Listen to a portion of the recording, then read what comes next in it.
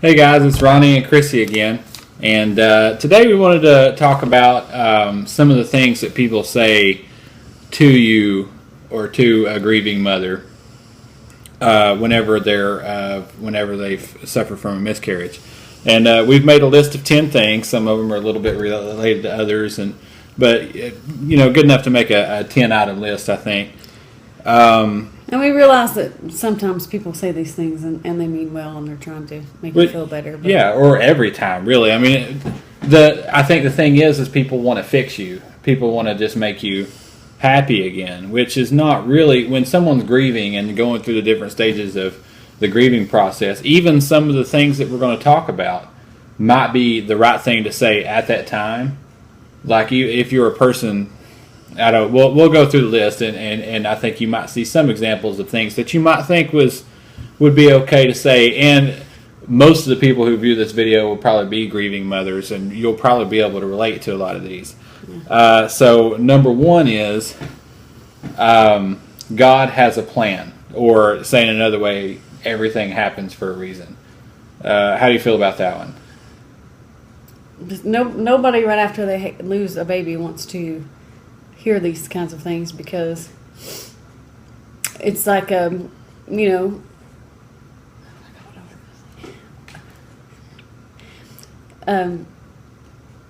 wants to think that God wants their baby to die, or that there was some sort of reason why this horrible thing happened, and it's just not something that you just want to hear right after you've lost it. And anybody, I think anybody that's theologically minded would have to examine that break down that statement. If you break down that statement, which, if you say it to someone, they're going to break it down in their head.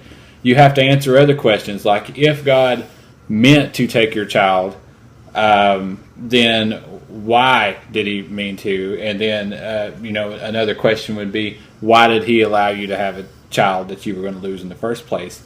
And this is a big issue in many facets of your faith life, and this is just one of them. And I used to be of a mind that it would be something good to say, until basically you described it to me in that way. Like no mother wants to hear that God took their child away for a reason, even if it were theologically true. Yeah. It's just not something that you want to hear. It doesn't help you in your grieving process. And many of the complaints that people grieving from any kind of loss will have is whenever people sort of try to minimize right. the thing. Number two, you can try again. And of course, most of the time you can try again, but it still doesn't take away the fact that this thing happened to you. This loss happened, and it doesn't make that any better by saying, "Oh, you can try again." It's almost like you're saying, "Oh, it doesn't matter that you've had this loss, because you can try again." Right. It's not a big deal. Like this is just a little bump in the road, and you'll be okay. And as a couple who have had rainbow babies, as a matter of fact, having a healthy child can help with grief, but it's not. Again, where are you in your grief? When you have newly lost a child, just freshly lost a child, it doesn't help to say that, well, maybe you'll have a healthy child later. You can try again. And even if you do try again, there's no guarantee that it will amount to a healthy child. That's right. We had how many in a row? Three in a row. Three in a row between healthy children, and it's it gets pretty rough emotionally to have to deal with that, especially on the third one. Somebody saying, "Well, you can try again." That I don't recall that happening. I think we have a lot of family that is pretty sensitive. There are some family members. Everybody knows people in their lives who just are completely obtuse, and they have no. Well, and some of the miscarriages we didn't even tell anybody about in the beginning, because Oh, yeah. We waited to announce Right, we until waited, certain yeah. periods, and then Yeah, we that's never true. got to That's that period especially for true of some the reason. fourth one. Yeah. Is that we weren't going to tell anybody, except we told a few people. The We told third my one, mom. too. I don't think we told anybody. Your about mom it, and except sisters. for your mom. Yeah. About the third one. Yeah, that's true. And that was because we needed somebody to watch the kids. Yeah, we needed a babysitter for the other two. That's Yeah. true. Yeah. Number 3. These are in no particular order. We just sort of jotted down a list. But number 3 is when someone says it's common. You've had a miscarriage. That's a common thing that happens. It happens. I think I saw a statistic earlier. It was 1 in 4 mothers suffer from a miscarriage. And this again is not helpful. It just it may be common, but it doesn't take away the pain. It doesn't make you feel any better about it. It's it's almost like minimalizing the pain. Minimalizing, again. yeah, or minimizing. Try to make the situation seem smaller than it actually is to the grieving person. Number 4, when someone says, "Well, you had a miscarriage, there was probably something wrong with the child anyway," and I honestly think that's just a terrible thing to say to somebody, even if you're. Yeah. I mean, there's just no way around that. That's just a terrible thing. And I'm gonna lay it out there for you. Again, I'm very matter of fact in a lot of things, so it may be the case. As a matter of fact, a lot of times it is the case. Medical documentation, it is a chromosomal. Yeah, something has gone wrong. A lot of the times that is the case. But it's certainly not something that.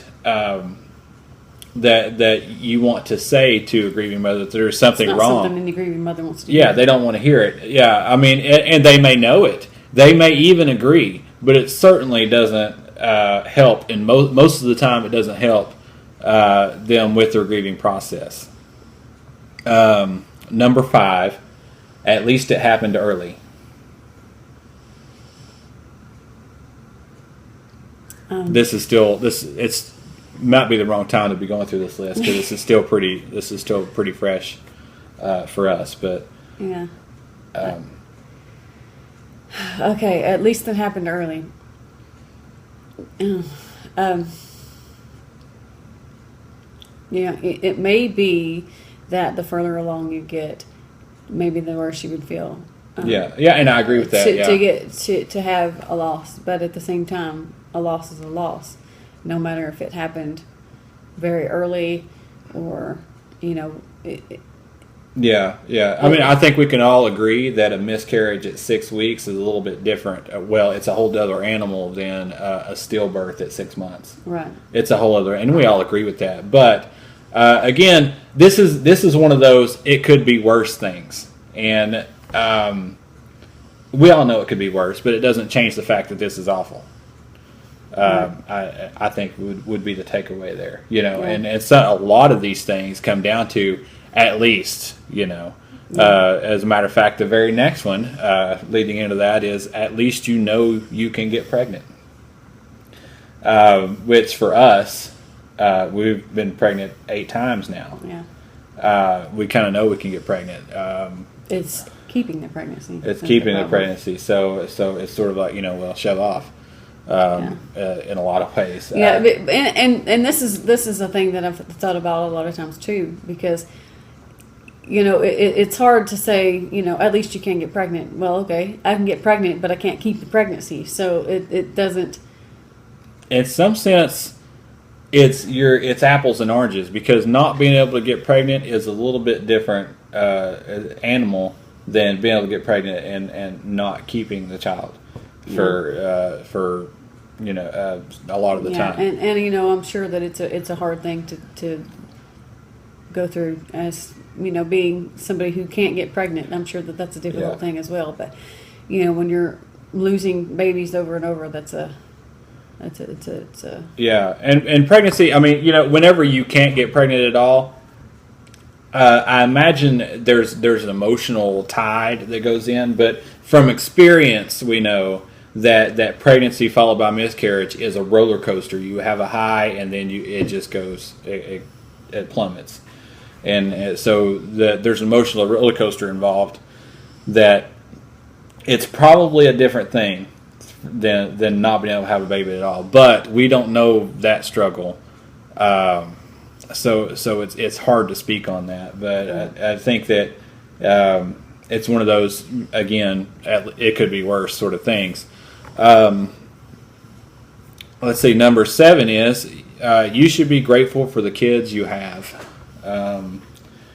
And of course, we are grateful. Yeah, we are. Yeah, absolutely. Another way it could be said is try to be grateful for the children you have. Which I guess is kind of like the last one, is that at least you can get pregnant. At least we know we can have children. And I think for me, especially having my other children is one of the things that helps me get through the miscarriages. Yeah. Really, truly. And, so it might be a true thing to say. And of course, after you have a miscarriage, you want to hug your other children tighter and love them more, because it makes it really sort of puts things into perspective, and you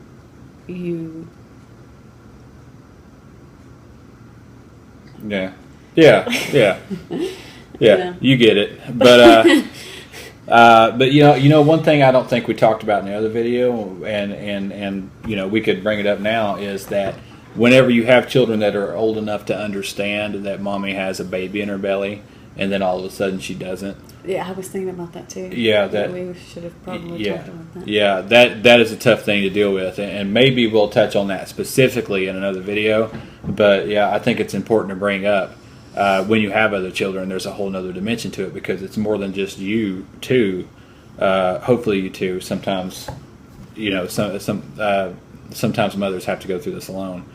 But and that's another thing, is that we even waited to tell our older children. That's right. And living in the same house with, we have a 12-year-old daughter who Almost she picks up on now. things. Yeah. We sly glances and little comments, little hints here and there that we drop to each other. They don't get past her, so she sort of figures it out pretty quick. But we tried to wait and tell the kids until we saw a good heartbeat. Yeah. And those kinds of things, but as you know from the last video, if you watched it, we had a good heartbeat, so they all knew, and we had to talk to our 6-year-old son. I had to talk to him today about what a miscarriage is. I think we'll save that for another video. Yeah. Number 8 can be said 2 different ways. You'll forget about it over time, or you'll move on. You'll get over it, or you should just move on. Yeah, you should just move on, and you should just get over it. It's not that big. It's not that big a deal. It's just a miscarriage. Yeah, we are of the school of thought that believes that that life begins at fertilization, and for us, that is our universe. That's the universe we live in. That's what it is to us. And when someone who doesn't share that same belief tries to comfort us with their beliefs, it can run amok pretty easy. And I think that runs true in a lot of cases, but this is definitely one that highlights that, is that not having a shared belief between people is really is your first hint that you should tread sort of careful. Now, I think that grieving grieving at all is a process where people eventually move on in a way, but it's still a scar. The cut might not be so fresh, but it's still a scar that's there. And you shouldn't try to rush anybody, in their grieving process, because oh yeah, absolutely not. It's in their own time. This one is sort of related to the God has a plan one. Maybe it just wasn't meant to be, or maybe it just isn't your time. I think that close enough to number 1 that the same. What do you think? I think the same sort of arguments apply. No one wants to hear that. There's a goof up. It makes me think of those movies where somebody dies and goes in front of St. Peter, and St. Peter's like, "Oh, you're here too early. We'll send you back." It kind of makes me think of those, and so you get pregnant, and the Lord's like, you got pregnant too soon. We'll just take that back, and that's just whatever. That's not That's not a good thing to say. Yeah. It's not a good thing to think. Yeah, I don't. Yeah, it's not a very helpful way to think about things, really. Number 10, it could be worse, and that relates. Yeah, and of course it could be worse. It could always be worse if you. Gosh, I mean, you could think of any scenario and describe that to somebody, and then you could imagine it being worse. I can't think of hardly any scenario in which it could be worse. But again, it is a terrible, horrible thing to have happen to you, and it's not anybody else's place to say to you it could be worse, because of course that. I mean, that while you're grieving, that while you're passing your baby out or going to have your DNC or whatever it may be that you're having. I mean, it could be worse. Of course, there's plenty of people who do have it worse. There's plenty of horrible things that have happened that are worse, but that doesn't take away the fact that this is a horrible thing. And it's going to be something that's going to take you, a long time to process and deal with. Yeah. All right. Any takeaway thoughts? If I guess Well, like how should someone approach a grieving mother? So, I guess really, the best way to try to comfort somebody after a loss is basically to just say, "I'm sorry." I'm sorry for your loss. Keep it short, keep it simple, keep it sweet. If you want to throw religion in there, which is always good, just God give you strength and comfort. Pray for your healing. Right. You're in my thoughts and prayers. That's the best things to say, really. Right. Yeah. That's a pretty key thing. Is that I think really what it comes down to is there's a viral video out of the one with the woman with the nail sticking out of her head. Yeah. And she's describing to her husband these symptoms basically of a nail sticking out of her head. And he's like, well, what if you just pull that nail out? And he's like, oh, it's not about the nail. Why can't you just listen? And that's whatever. We'll just leave that where it is. But it's not always like that. You can't fix everything, and this is one of those things that you can't fix unless. And sometimes you don't even want it. You don't want somebody to fix it. You just want to feel what you feel and grieve in your own way and process things as they come. Right. Part of it is just being there for the grieving person, and if you're grieving and you're finding that you don't have, I guess I'm going to give advice here. If you're grieving and you find that you don't have, people just aren't saying very good things to you, maybe you should let them know that I just need you to be here. You don't have to say anything. You need somebody that tells you that they love you, and I'm here if you need me. I'm here if you need me. If you need anything, if you need me to watch your other children, or if you need me to go grocery shopping for you or something like that, that's what you need. You need people to be there for you. Basically, nobody's going to be able to fix this. It's unfixable. When it's happened, it's unfixable. So I think that's as a person a partner in the grieving process, that's what I would say.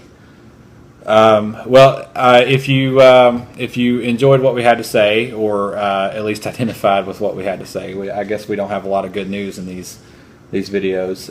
Please like or comment below.